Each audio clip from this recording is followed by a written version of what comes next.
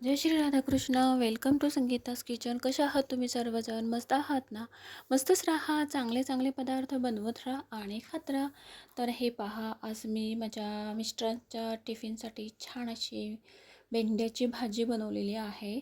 तर त्याची रेसिपी आज तुमच्यासोबत शेअर करणार आहे. तर त्यासाठी मी भेंडी अशी छान अशी कट करून घेतलेली आहेत. हिरवी मिरची, कांदा, लसूण, कढीपत्ता, टोमॅटो, चणा पीठ आणि शेंगदाण्याचं कूट इथे मी घेतलेलं आहे. तर चला तर आपल्या रेसिपीला मस्त अशी सुरुवात करूया. तर एका पॅनमध्ये मी छान असं 2 चम्मच तेल टाकून घेतलेलं आहे. तर त्याच्यामध्ये मस्त अशी राई जिऱ्याची फोडणी द्यायची आहे आपल्याला.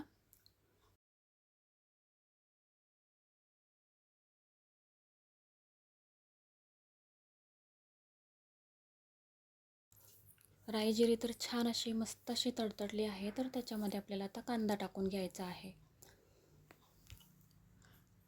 लसूण देखील मी इथे घेतलेला आहे, बारीक असं चिरून घेतलेला आहे लसूण, तो देखील टाकून घ्यायचा आहे आपल्याला.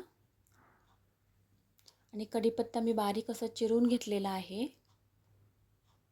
बारीक असं कट करून घेतलेला आहे, तो टाकून घ्यायचा आहे आपल्याला. आणि मिरची, हिरवी मिरची बारीक चिरून अशी घेतलेली आहे, ती देखील मी याच्यामध्ये टाकून घेतलेली आहे.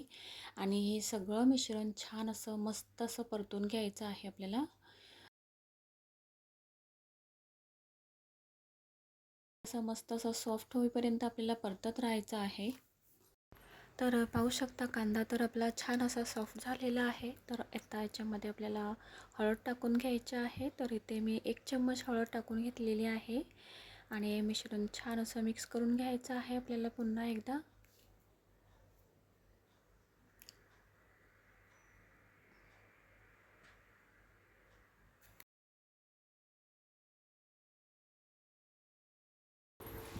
तर आता आपण याच्यामध्ये भेंडी टाकून घेऊया.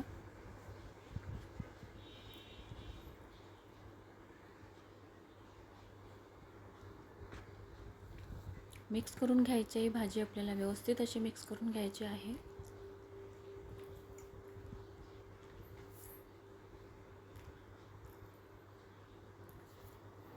तर आता थोड्या वेळासाठी फक्त झाकण देऊन ठेवून देऊया, जेणेकरून भाजीला छान असं आपला तेल सुटेल.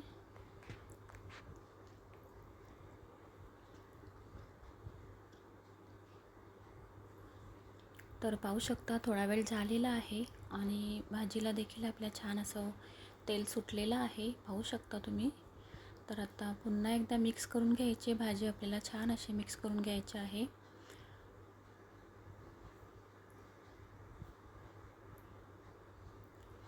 आणि आत्ता याच्यामध्ये आपल्याला टोमॅटो टाकून घ्यायचा आहे आणि मिरची देखील टाकून घ्यायची आहे आपल्याला. मिरची तशी ऑप्शनल आहे, तुम्हाला आवडत असेल तर तुम्ही टाकू शकता.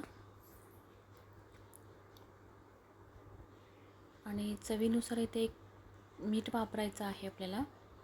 1 चम्मच मीठ टाकून घेतलेलं आहे मी भाजीमध्ये. आणि भाजी छान अशी आपल्याला मिक्स करून घ्यायची आहे.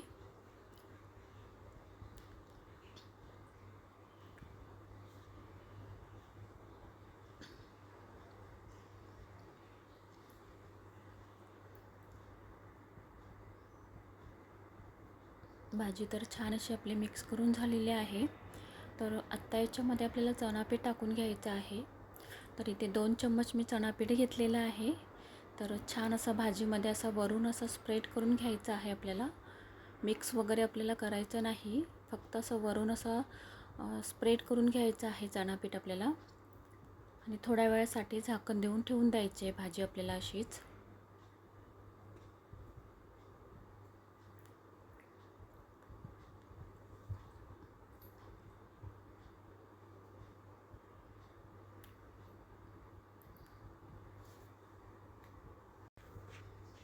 तर थोड्या वेळाने पाहूया, भाजी छान अशी मस्त झालेली आहे आपली. भेंडी देखील शिजून गेलेली आहेत आणि आपण जे वरून चणा पीठ स्प्रेड करून घेतलेला होता तो देखील छान असा मिक्स होऊन गेलेला आहे.